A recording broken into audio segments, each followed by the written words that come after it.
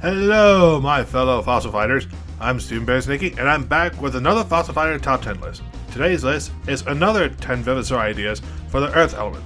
So for this list, we'll be going over Vivosaurs that I think would be good candidates as creatures of the Earth Element. Now, if you haven't seen my previous list for Earth Vivosaur ideas, I suggest you check out that video first. I'll leave a link in the description below. Now, without further ado, let's get this list going! Number 10. Pulmonoscorpius.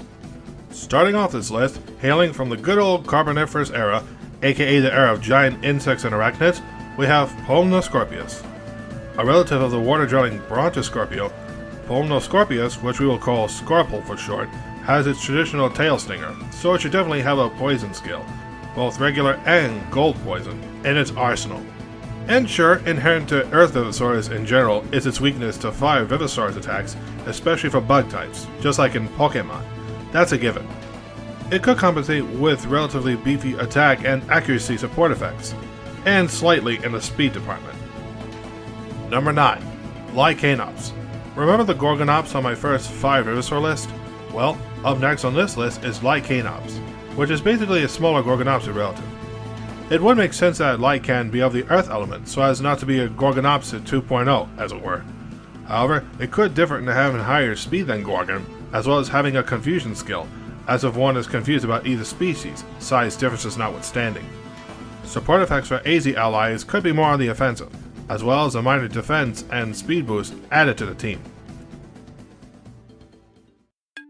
Number 8. Styracocephalus. We need more member-like reptilian Vivosaurs like this guy. Styracocephalus' name means spike-headed, though it had horns that protrude backwards, which is kind of unusual. With that in mind, Styrocus could ram into opponents like the Pachycephalosaurid Vivosaurs, resulting in either a confused enemy Vivosaur, or for that matter, the rotation of the entire enemy team. Somewhat ironically, it could also hold its own team so as to stay put with its own position lock ability. Or maybe not, otherwise we'd have another Pandem. Maybe give it the auto-counter ability to strike back at attackers? Number 7. Arizonosaurus. Hailing from the beautiful Arizona's Moecope Formation, coming from towards the end of the Triassic, and what looks like an in-between between Dimetrodon and Spinosaurus, we have Arizonosaurus, the Komodo dragon-sized creature classified as a pulposauroid. And then the door busts down, and in busts the popo. That's not quite what I meant.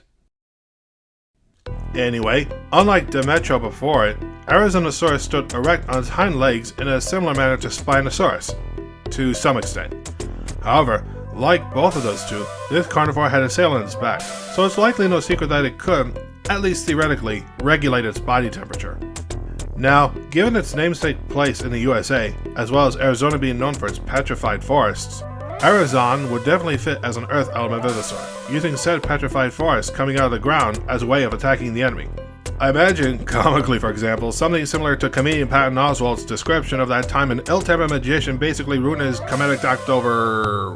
what else? $5? We will invoke a thorny doom from beneath the crust of the earth? Okay! Jokes aside, Arizon could also use a sail as a solar panel to drastically charge up the FP gauge with FP+, and even cooler, focusing a laser beam from the sun into its sailback to fire a prismatic laser beam that can attack the whole enemy team, kind of like what Godzilla can do. Now, just because we don't know much else about this creature doesn't mean that it should be taken lightly. Quite the opposite, in fact. Number 6. Diprotodon. A relative of the modern-day wombat and koala, Diprotodon is also a marsupial, a mammal with a pouch for carrying its young, and it is also currently classified as the largest marsupial ever. Diprotodon also has 2 protruding front teeth, which serves as the meaning of its scientific name. Worry not, it's a herbivore. It coexisted back then with Aboriginal Australians, Megalania the giant Komodo dragon, and the Thylacoleo carnifex, the latter carnivore of which was featured on my second Air Vivosaur idea list. Diprotodon could definitely hold its own with a good charge. If it is anything like its smaller modern-day relatives who are otherwise not to be trifled with, Diprotodon could be even deadlier considering its size. It could have some high defense but low speed, as well as scare skills and power scale to boot. Its size could maybe intimidate Vivosaurs and an enemy AZ, with a 40% decrease to the attack stat, a 15% decrease on defense, and a 65% decrease on accuracy. Number 5. Calicotherium. Next up is another mammal, this time from the Oligocene Africa, Calicotherium. Befitting its possible Earth element classification is the meaning of its name, Pebble Beast. Like Diprotodon, Calico is a herbivore, but it comes with sharp claws instead of having two protruding front teeth. While said claws could be used for defending itself, assuming it reacts quick enough, they are more often used to pull down branches to feast on the leaves of trees. So basically, Calico is like a mammalian Therizinosaurus, except with much shorter claws, and the Calicotheres walk on their knuckles, similar to gorillas. Their closest modern relatives, though? Horses. That would explain why the long face. Ah! So is this an audience or a mosaic? Anyway, Calico could boast a stronger skill that attacks all enemy Vivosaurs by tossing a giant boulder. It could also have the defense plus ability to heighten its defense in case the enemy moves first. And last, but certainly not least, like the Ceratopsian Vivosaurs, Calico could have the parting blow ability for when it's on its last, knuckles? Number 4. Dinopithecus.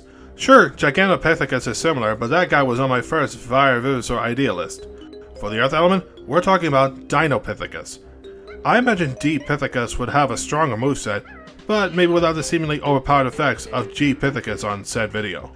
As far as movesets go, D. Pithecus could slam the ground with his palms, rotating the enemy team into confusion.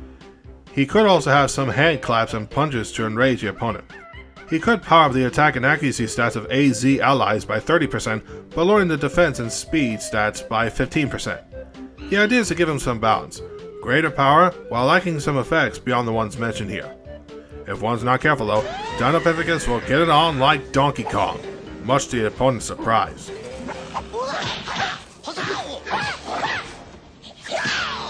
Number 3. Bereznicki.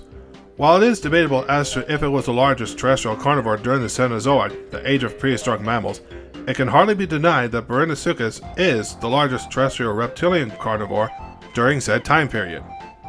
This mighty croc is similar to Fasulasuchus and Bovrisuchus, who I think should be of the fire and air elements respectively, in terms of terrestrial Sebeca croc builds. But I've decided Bereznicki should be of the earth element, given its reputation of a land dweller, like most of the mammals it hunted. Like Bovrisuchus in my second Air Vivosaur Ideas video, Bereznicki should be a mid-range crocodilian Vivosaur focused on relatively high attack and high speed above much else, at the cost of a detrimental 20% set of support effects if Bereznicki happens to be in the support zone. It could also have a high critical rate, as well as the Harden Plus ability applied to Bereznicki in the case it does get outsped by faster Vivosaurs. Number 2. Australotitan. A giant sauropod on this list? Yes, please. I mean, why not? Now, it may not be as large as Dreadnoughtus on my first Earth Vivosaur idea list, but it is a giant sauropod to be sure. Anyways, this Colossus from Down Under could use its size to a similar advantage to Seismo and Dreadus, with a sizable LP stat, more than Seismo but less than Dreadus. Auto Counter would be a good ability to have, and it might have among the highest attack set of any sauropod, just behind Frigi. Just an idea.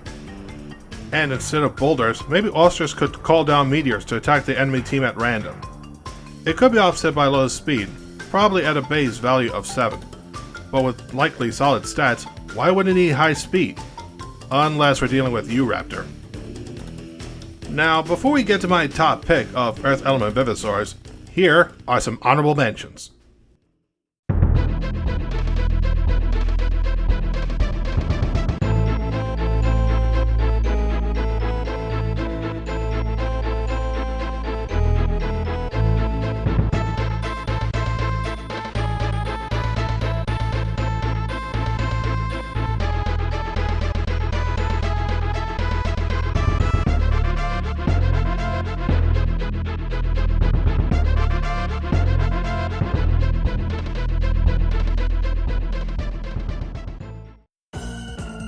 Number 1.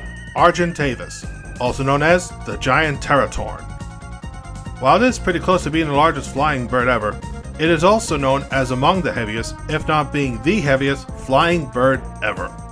Artavis could easily be a large avian, if not at least a medium-sized Vivosaur, even larger than Haas' Eagle, who was on my first Air Vivosaur idea list.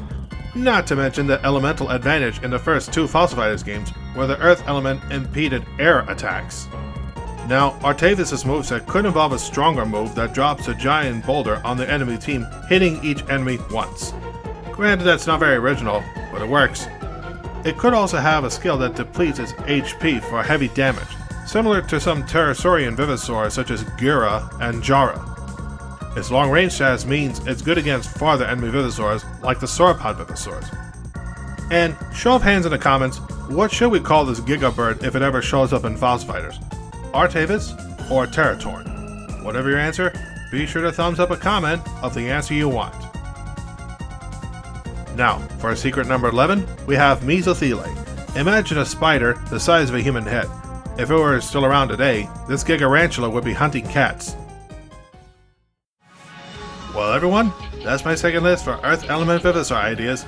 Do you have any ideas for the Earth Element, or any other element for that matter? List them in the comments below. Also, if you're new to this channel, please consider liking and subscribing for more videos by me, Stephen Bereznicki. Alright, be safe, and have a great day everyone.